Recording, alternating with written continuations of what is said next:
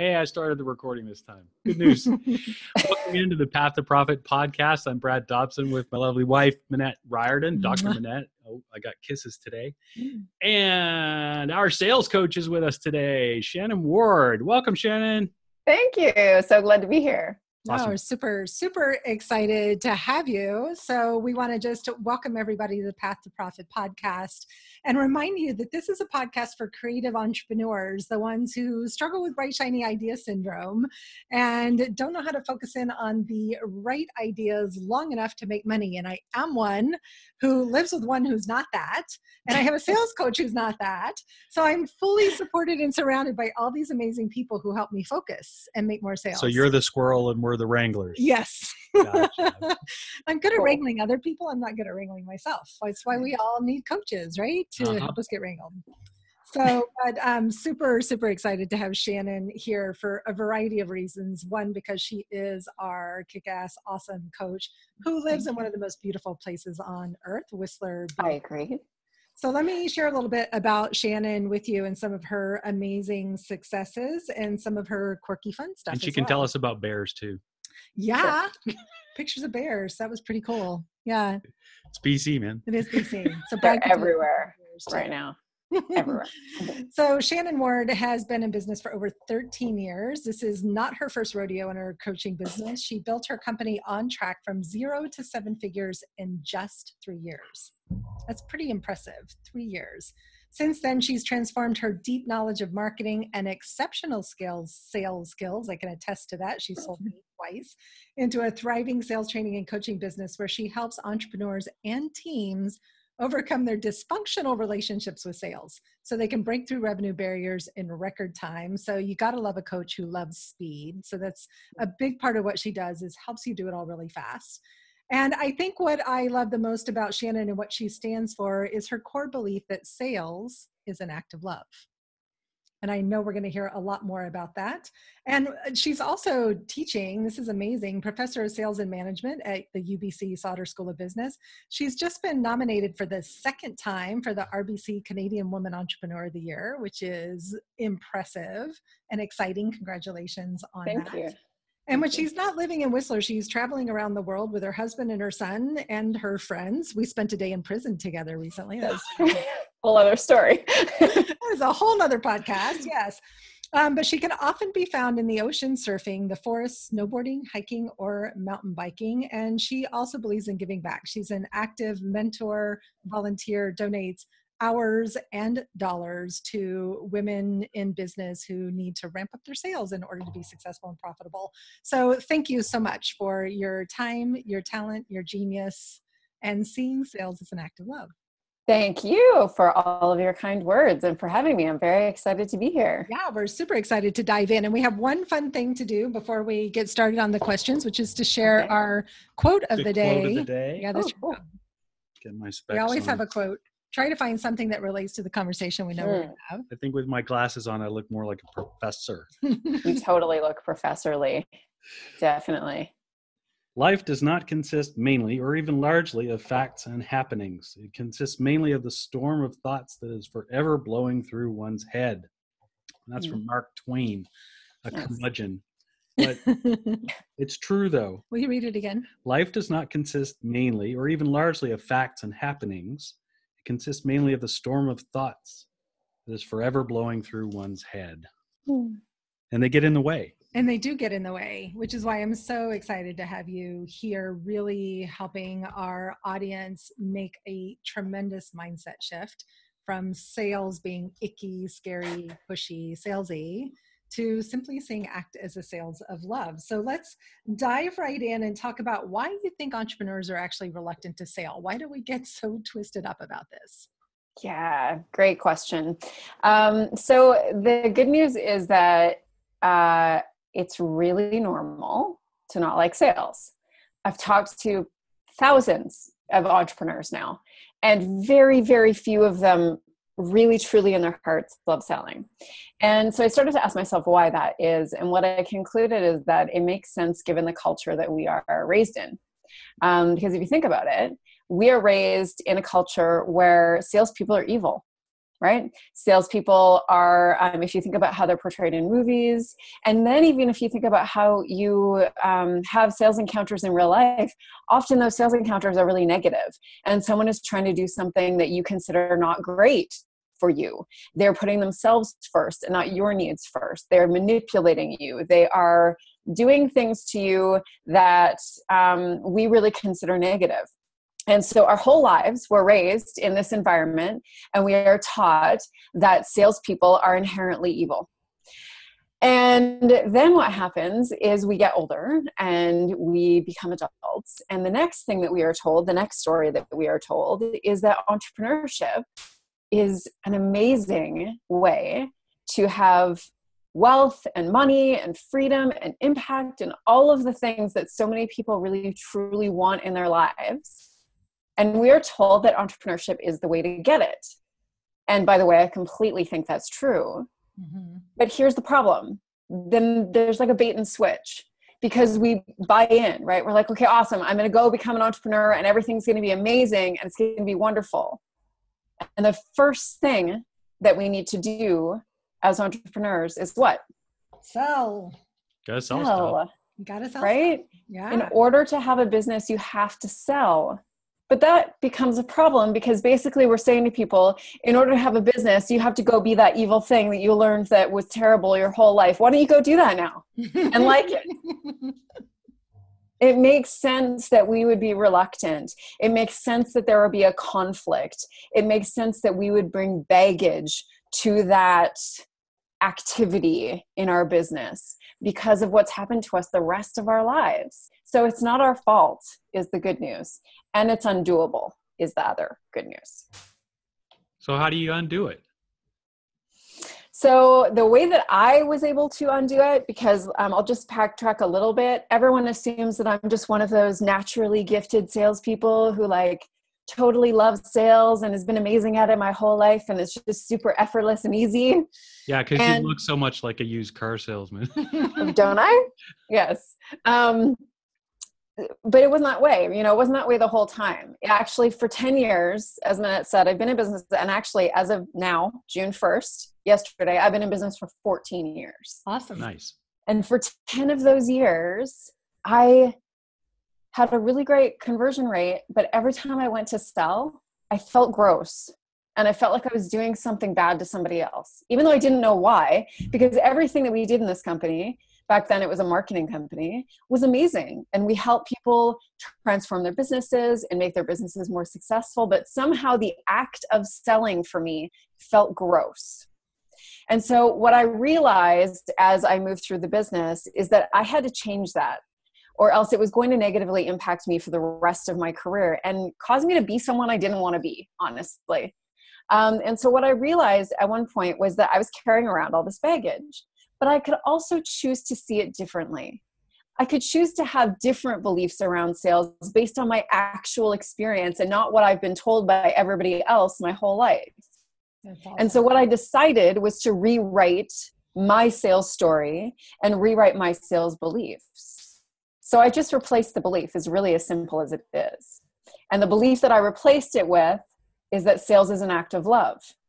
Because what I had experienced is that it's actually the most kind thing that you can do for another human being if you have a thing that can help them live a better life, be more successful, or have any other positive impact in this world.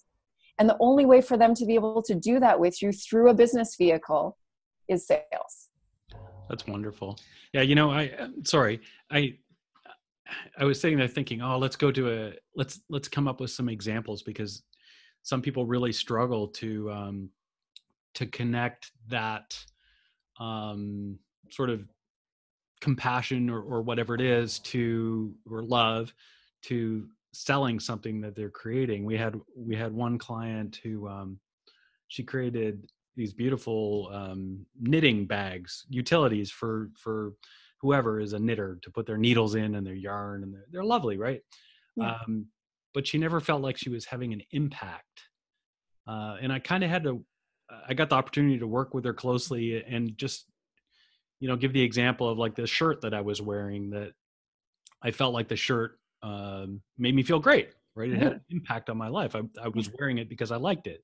Yeah. And so I said, the things that you're selling, the people that buy them have the same reaction to them. They're buying them because it fulfills something in them. But I guess, so that was the example that came to mind, but I'd love to hear other examples for our listeners of how they can connect the love to the actual physical thing or product or service that they're selling. Right. Yes. Great question. And sometimes it's hard to see, right? Sometimes it's not completely evident right away. For instance, in my business, it's really easy for me to see, and it's very evident. I help people be successful in business. And I believe that entrepreneurs are going to save the world. So that becomes a pretty easy mission, that I'm helping entrepreneurs save the world every day. Awesome. But it's not always that simple. So I think the thing to remember with all of this is that the love and that positive impact that you have on other people with whatever you do. So, a really good example of this is a client of mine that has a store. So she has a storefront where she helps local artists to be supported by the local community. And for her, that impact is not going to affect everyone. Not everyone cares, honestly, about supporting local artists, but her ideal clients do. And she is providing a service that is impacting their lives exceptionally because she's giving them a way to have the impact that they want to have in the world by buying from local artists. So it's about really resonating and focusing in on how do you impact the people you want to serve. It's not about everybody by any means. It is simply about the people who have the highest potential to be transformed or impacted positively by what you do. So I love that conversation because, it's one we talk about a lot on the show. Is it's so important to be crystal clear about who you want to serve. Yes. And when you're clear about who you want to serve, it's that much easier to see sales as an act of love. Yeah. And yet entrepreneurs, it's part of that bait and switch because we, especially creative ones, we do have big dreams, big vision. We want meaningful businesses, meaningful lives that make a difference. And we do have this belief that we can help everybody. And in fact, the truth is we probably can help a lot of people, but when you try to help everybody, you help nobody, right? It's, I've been there, done that. I remember when I was starting my coaching business 5 years ago, I was like, I don't know who I want to help. I just want to help women. I want to, and I can help them with the relationships. I can help them with business. I had all these diverse experiences in my life that made me uniquely suited to help a lot of different people. And yet I was doing an incredible disservice to them, to women, and to myself with my lack of clarity. Right. So I think that helping people understand how sales starts with clarity would be really useful to maybe dive into a little bit.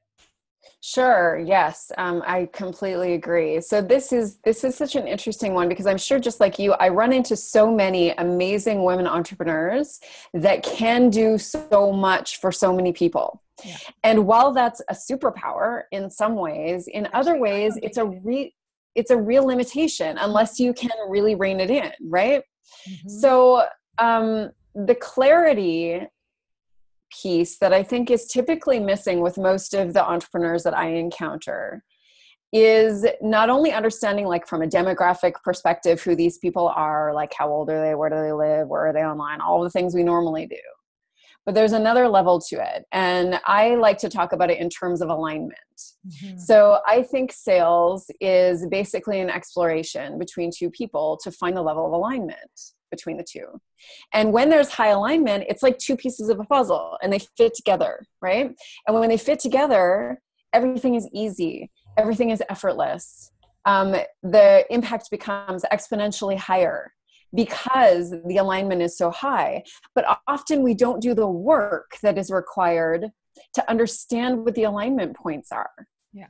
What does a prospect need to have? What do they need to believe? What do they need to do? Who do they need to be in order to have the highest potential for alignment with who we naturally are, with our natural gifts, with our natural talents, and the things that can make the most impact in the world? Because you totally hit it. We can have impact all over the place. in different ways.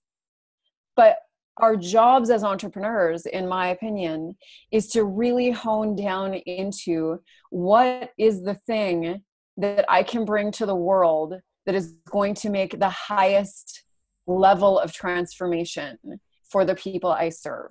Yeah. And it's easy to say, and it's pretty hard to do. It is. And I'm laughing internally because I just got to spend a day with Shannon, and we spent a whole day, and this is a year and a half into our work together, again, revising, reconnecting, and realigning with my clients, because every year that I'm in business, it shifts. It gets clearer, right? I get clearer about who I want to impact with and how I can align with them. I work with more and more people all of the time.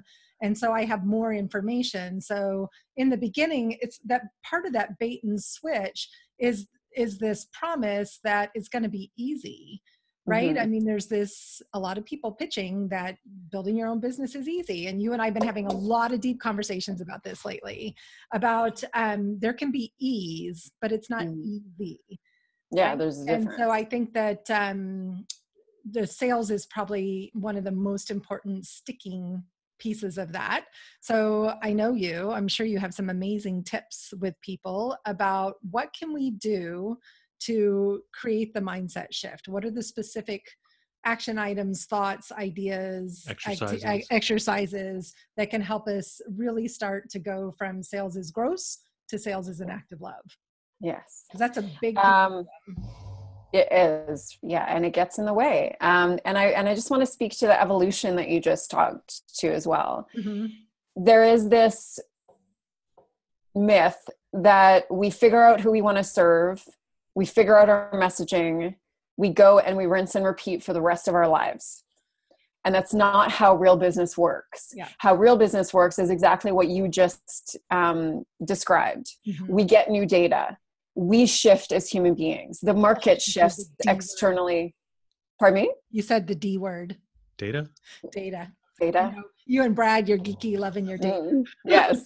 So we get more data, and data is really just information. I know. Right? Data. So we get more information and data from our activities. Yes. We evolve as people. We do not stay the same, and our business does not stay the same. And certainly the market does not stay the same. Yeah. So it is an evolution, and it never stops. The pursuit of understanding our ideal client never, ever stops. And if we can accept that really in and of itself creates a lot of ease with sales, so that we're not trying to fit a square peg in a round hole because that worked 6 months ago. Yeah. I love that. I'm just taking lots of notes here on my pretty sketch notes. So if you're watching the video and I'm not looking, so I'll show you. Why. And I got a fun picture of Shannon here. If you're watching on YouTube, you can see it. If you're listening to the audio, go check it out on YouTube, or look at the show notes and you can see the sketch notes of the trying to capture all this brilliant information. So cool. So that's the coolest. What's that? That's just the coolest thing. I love it. I'll send you a picture of it that you can share. Oh, thank you. She's got like creative talent. Who knew? Who knew? I did. You did. It's amazing to be able to apply it in this way. And this is a whole other example of this, right? Is that you are exploring, you are evolving. This is new. So how does that affect your business? How does that affect who you want to serve? It all is a holistic thing that needs to continually change. And we need to be open to that change. And if we can be, that's where a lot of the ease comes in. So speak more to the ease, like maybe share your personal story, like what's really changed for you in sales? If you're really holding this space of sales is love, what's different? Well, I think what shifted for me was, as I mentioned, my On Track was a marketing agency until up until about 4 years ago. And it's kind of that thing you were talking about. I was good at marketing. We got really great results. We built a 7-figure business in 3 years, for a reason. It was because we did really good work. But it wasn't the thing that I'm supposed to do in this world. It wasn't the thing that I was sent here to make a difference about. And it was the inner work that I've done over the last few years that's led me to the place where I am. And believe me, the journey is not over. I don't know where it's going to lead from here, but it's that inner work to understand, who am I? What impact am I really here to have in this world? And how do I do that through business? Because I completely believe that business is one of the best vehicles for change in our society. And so I choose that vehicle. But when I do, I also have to understand that sales is a part of that. Right. So when we want to have impact through business, we have to accept that sales is going to be a part of the deal, and find a way to really let that sales as an act of love belief get into us. And a big part of that, I'm going to talk about it again, is to go back to that alignment. When you are selling to someone who is highly aligned with you, and I'm sure you've experienced this, yeah, it does feel like love. It feels amazing and positive, and it's the beginning of an amazing relationship with another human being. And I don't know about you, but I always feel so incredibly lucky to have those kind of experiences. Yeah. It's when I'm trying to force a relationship, a prospect or a sales relationship with someone who does not have that alignment, that's where it starts to feel gross, because I'm trying to fit a square peg in a round hole. Yeah. Whether I'm trying to change them by convincing them that they're different, or whether I'm trying to change myself by pretzeling myself into some other form so that they'll accept it. Yeah. None of that feels good. Yeah. And it's not necessary if I've done the work prior. The dating analogy holds up here as well. Does, that's totally. the one that digital marketer loves. It's definitely a lot along the same thing. One thing that just caught my mind there was, you mentioned your inner work and your personal change, and we've certainly talked about that on this show quite a bit in terms of what we've been doing. And in the same way that it's hard to come into person-to-person relationship, it's going to be awfully tough to, like you said, let that love get into you and be able to present forward unless you've done the inner work.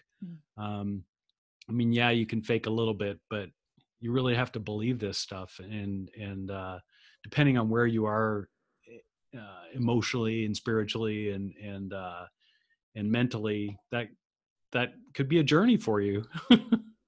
Yeah. And sales is such an amazing teacher, I think. Yeah. I think sales is a really amazing, businesses in general, but sales specifically is an amazing spiritual teacher. It triggers our shit, excuse my language. It triggers our stuff all over the place. And we'll think we have it down, and then we hit the next level and it triggers a whole new barrel of stuff. And so it just continually challenges us to look inside, to deal with our limiting beliefs, and to figure out ways and strategies to manage those so that they will not get in our way as we are selling. And I think that's a distinction as well. We can't expect, here's the thing, we can't expect that all of a sudden we're just going to be, it's like attaining enlightenment, right? We're not just going to be all of a sudden enlightened and everything's going to be perfect. That's not how this works. How it works is that we find the thing that triggers us. We figure out how to manage it, and we move forward with that tool. And then we find the next thing that triggers us, and over and over and over again.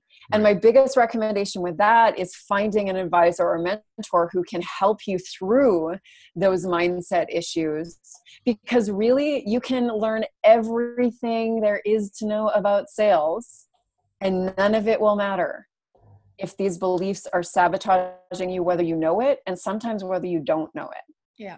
So true. And I think that's the most important part of the journey, is really looking at what are the mindset beliefs, because if we don't fix those, no strategy in the world is going to help. At the same time, I know our listeners love strategy. And so I know you have some great insights around, where can we find prospects? It's the biggest question we get from our clients. It's a question you heard from me a week or so ago. It's like, I need more leads, right? What was the answer? And she's going to share. But it's that sense of the other thing about business that people have to understand is that you're constantly needing to generate new leads, right? Yes. Not just sales, but you constantly have to be filling your bucket with amazing people that are moving into your funnel. So how do you make that happen? Yeah, great question. And it's a really specific answer given, different business contexts, but I can share a few general sort of tips around it. One you've already stated, which is that you must be continually filling your funnel no matter how busy you get. I see this a lot with entrepreneurs, that they'll have a really great sales month, and then let's say their typical project is like 4 weeks long. So then they'll do the 4-week project, and then they come out after that month and they have nothing. And then all of a sudden it's another 2 months before they have the funnel built up again, and they get on what I call the revenue roller coaster, right? Which none of us want to be on. The only way to get off of the revenue roller coaster is to devise a strategy for yourself of how many leads you are going to get in the door each month based on your conversion rates, and stick to the plan. Yeah. Because the issue is that a lot of people will do these strategies, right? They'll do the plan and it'll look really good. Everything feels really good when we leave the day. Yeah. But it's about taking the steps. It's about being in those trenches every single day and doing the work, even if and when our mindset issues come up and those voices in the back of our head are telling us that this is too hard, I don't want to do it anymore, and all of the other triggers that are bound to happen with sales. Yeah.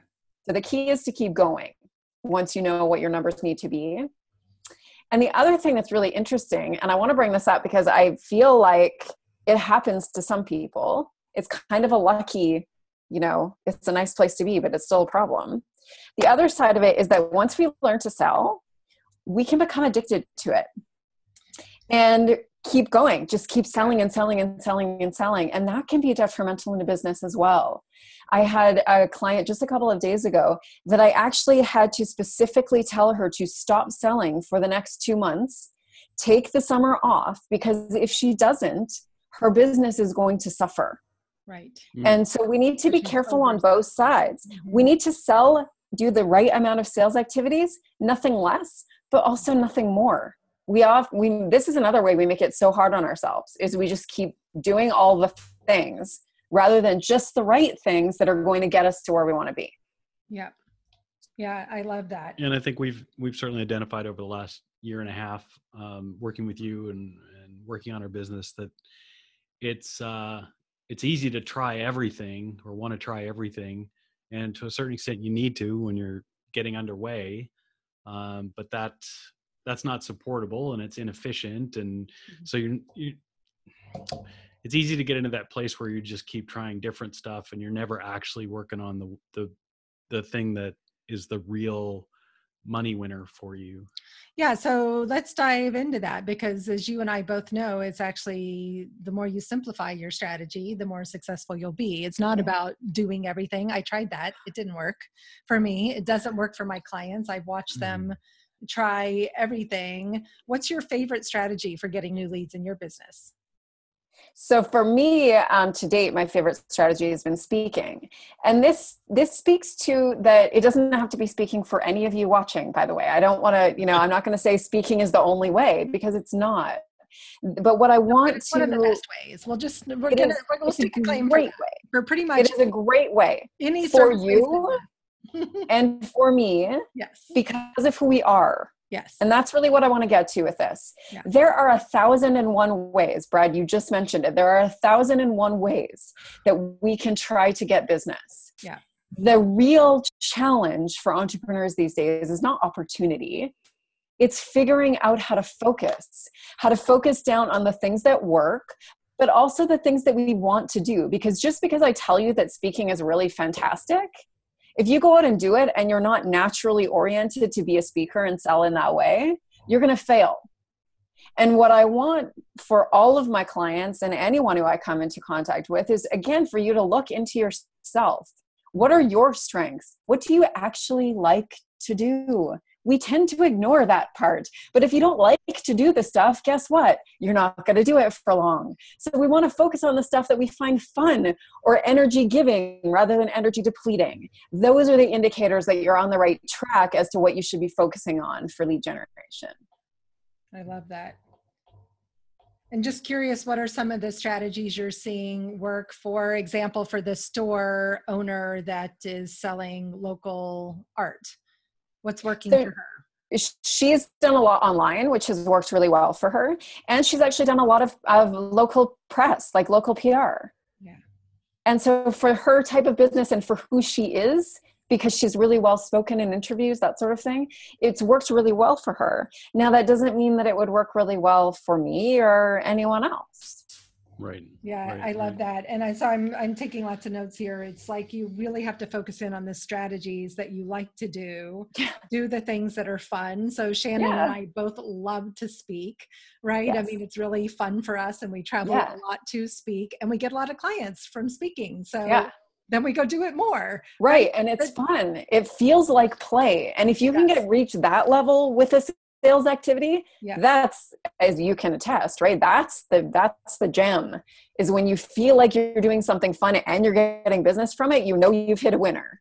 That's the ease part that we're talking about. It is the ease part. And while Shannon's core belief that sales is an act of love, mine is that when we play, we make money. Yes. Right. And so if we can see sales as an act of love and as play, we're all going to be those happy, wealthy entrepreneurs. Yeah. And it's going to be work. Like this, there's going to be things, there's activities we have to do. This is going back to that whole ease versus easy. Yes. This is not saying that there's not a process, that there's not time that needs to be spent and focus that needs to happen, but it doesn't feel hard. No, it feels easy, even though we're doing all the things. And I think that's really where people get in trouble, is they feel like they don't have to do a lot in order to have all of this stuff happen. Yeah. And that's not true. Business success takes effort, no question, but it can feel easy or it can feel hard. And it's up to us how it feels. Yeah, I love that. So I know you have a really fun challenge coming up for all the people who are listening, who are going, okay, I hear what you're saying, but I really have no clue where to even start making this mindset shift. So tell us the challenge. Thank you. So I created something called the Sales Love Challenge to help people within a 5-day period. So it's a 5-day, really short in and out challenge within a 5-day period to change 3 things that will change not only their sales experiences, but legitimately their financial future for the rest of their lives. This is life-changing stuff. And the 3 elements are how to sell, because a lot of people don't know exactly how to sell. So we're going to get into the house. What to do, right? So what to do, what steps do you need to take? And then how to do it in an effective way. But the third piece, and this is the piece that we've really focused on today, is we also will focus on who you are being when you're selling. Because often that is actually the thing that's getting in the way most. It's not about the other 2 things. Those tend to flow quite well once we've figured out what's getting in the way of you being the powerful salesperson that you are capable of being in your business, so that you can have that impact that you started this business to do. That sounds like an awesome challenge. I think everybody, all of our listeners need to do that. And I hope they do. I think you should do it too. Okay. Right. We'll both sign up for it as well. Right. Because even though we've been working with you for a while, there's still more to learn, right? I am still working on the mindset pieces constantly. I still want to be liked. I still want to have that heart connection with people. I still want to spend way too much time connecting with them before I make the offer. I still get nervous making the offer, and I continuously make bigger and bigger offers, and I close those offers, but I also still get nervous, right? You know, he can tell when I get to that point in the conversation and he's in the other room listening. And so that mindset, the who you are being piece, I cannot say enough to people that this is the most powerful part of what you're going to learn from Shannon, right? Oh, thank All you. the strategy in the world won't help if you don't shift who you're being in the conversation. Completely. Exactly. Yes, that. Well, let's leave it on that clear enunciation of the statement. Awesome. So where can we go to sign up for the challenge? So you can go to ontrackco.com/saleslovechallenge. I think he'll probably put a link so that people don't have to spell that out. So just follow the link that's available through this. And it starts in a couple of weeks. So you'll want to sign up quickly for it. And what I'm doing is I'm actually providing a ton of value to those who sign up even before the challenge begins. Awesome. So it's a great opportunity to start getting some really immediate help for me in order to change sales outcomes really, really quickly. Because as you said, I'm all about quick results. Yeah. There's no reason why sales should be a struggle for anyone who's watching this. I love that. Wonderful. So they can go to ontrackco.com/sales love challenge, or go to the show notes and click on the links. And if people just wanted to connect more with you, can they also do that through your personal website, through ontrackco.com?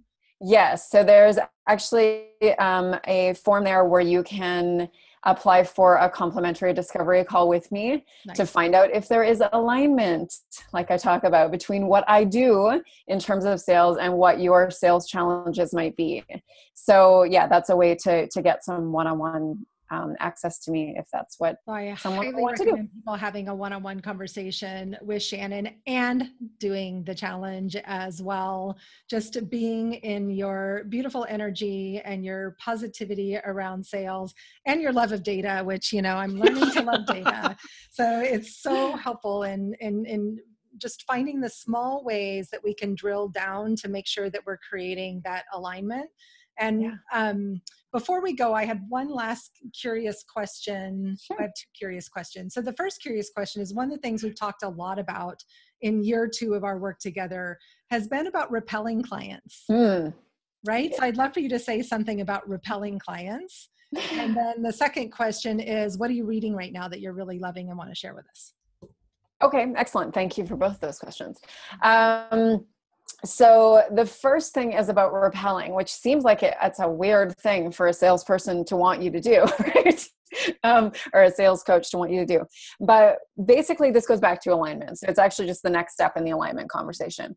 When you are completely clear about who you want to work with and what those alignment points are, then every word that comes out of your mouth and every piece of content that goes onto the internet and anywhere else that might happen in the world is going to have a magnetic effect.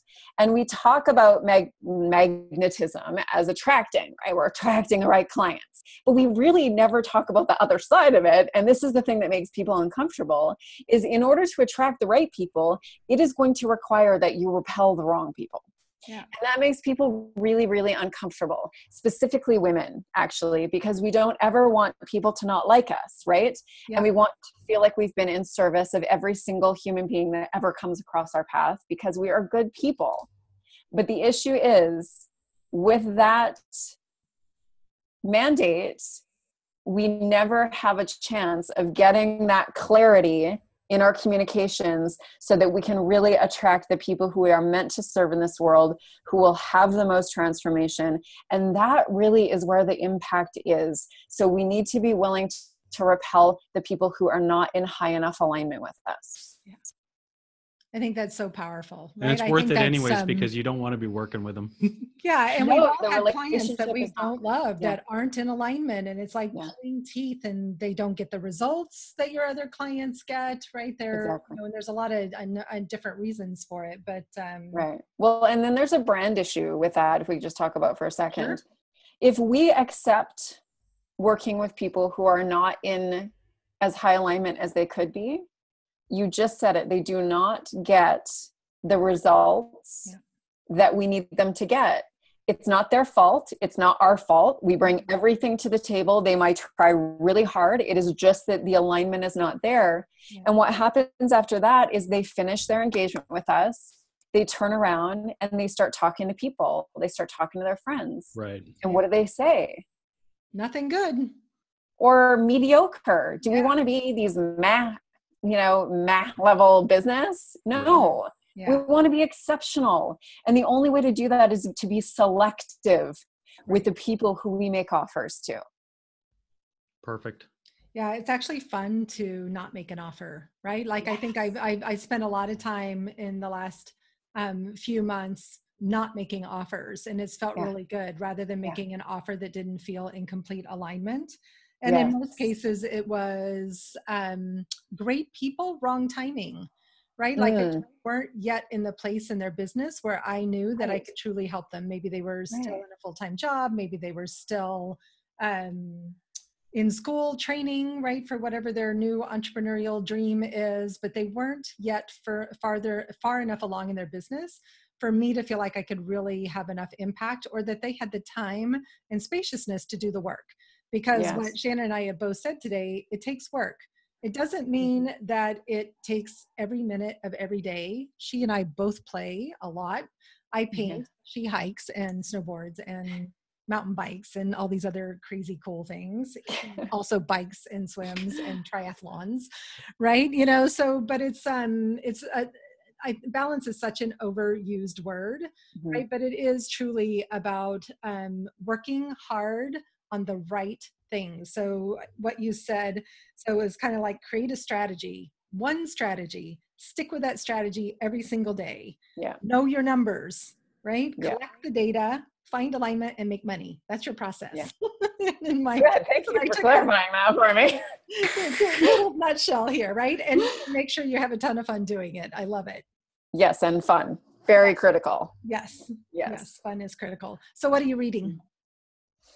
I'm reading a couple of things, and it's so funny. I can't remember the name of the business book right now. So I'm just going to tell you the development book. That's the self-help. I don't know. What do you call it? Personal development. I don't know. So normally in my life I have what? Shelf-help. Shelf-help. Yeah, sure. Let's go with that. So normally I am always reading a business book and a shelf-help book at the same time to sort of balance both sides of myself, or else I get too far on one side, most of the business side. That's hilarious. So, Is there any fiction in the mix?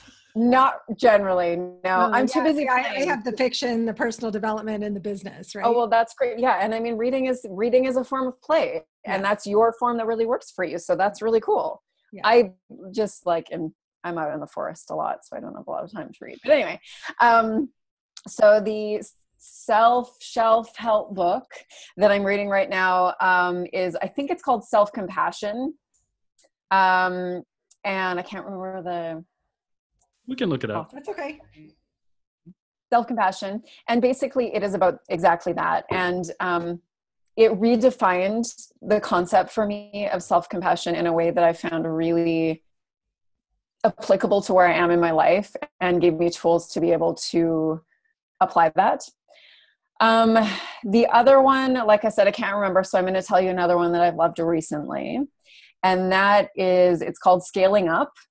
And it's by Vern Harnish, and it is like a hardcore business book. It is basically about building the framework for a scalable business that can be scaled, to 7 figures and multi-7 figures. Nice. She told us about that, and we bought it, and we didn't read it yet. We haven't read it yet. Oh, well, I recommend it. It gives, again, I'm all about tools. Yeah. I like things I can apply, and there are a lot of really fantastic and really honestly very simple tools to help have that mindset of a multi-million-dollar business, no matter how small you are, even if you're just one person working in a room. Right, yeah, that's so cool. I love it. And I love the self-compassion one too, because I think it connects to the sales is love conversation. It also just resonates with us in conversations that we've been having lately. So I'm sure it's an amazing resource. And I think it's the key, right? That until we can have compassion for ourselves, we can't have the impact that we want to have. Yeah, agreed. Yeah. Nice. Awesome. Well, we thought we were going to shut down the interview like 10 minutes ago, and then there was so much more. Minette and Shannon. But we can't stop talking. More. We can go forever, Minette and I. We could go forever, but we know you have a busy day. We're grateful for your time. So we hope everyone that's listening has gotten some amazing golden nuggets like we have out of the conversation. And go check out the show notes at pathtoprofitacademy.com/podcasts with an S on the end to find the link to Shannon's show and the link to the sales challenge. So, or you can just go to Facebook, which we are both Facebook junkies, and go to On Track Sales is the name of her Facebook page, and you'll find information about the challenge there, as well as some fun Facebook Lives and other stuff that Shannon is up to. So Shannon, thank you. Thank you, Shannon. Thank you. Thank you so much for having me. And I just also want to say thank you so much for having this podcast. You are doing a great service to the people who you serve by having these conversations. So I just want to thank you, because these conversations are not happening just everywhere. Awesome. Thank you. Yeah. Thank and, we often giggle that we feel like we're getting a lot of free coaching, right? We get so many amazing insights and strategies. Or, Brad went through this whole thing. He's like, I want to work with her. I want to work with him. Right? So we've met some really amazing people. Plus, it's really fun to share and show off the incredible people that we know and the resources that we are investing in and taking advantage of, like your amazing coaching ability to keep me on the straight and narrow and meeting all of my numbers and paying attention to the data. So thank you. Thank you. Yeah, it's my pleasure to try to keep you on track. That's what I do. And it's awesome. And that mindset shift that I want you to take away today, if you're listening to this, is to see sales as an act of love. See sales as an act of love. So powerful. Perfect. Awesome. So thank you, everybody. We're Minette and Brad and Shannon on the Path to Profit podcast. We would love some iTunes love. So if you are enjoying this show and the guests that we are bringing, please go to iTunes today and leave us a comment about what you love and what you want to hear more of from us. And we'll see you on the next show. Thanks, everyone. Thanks.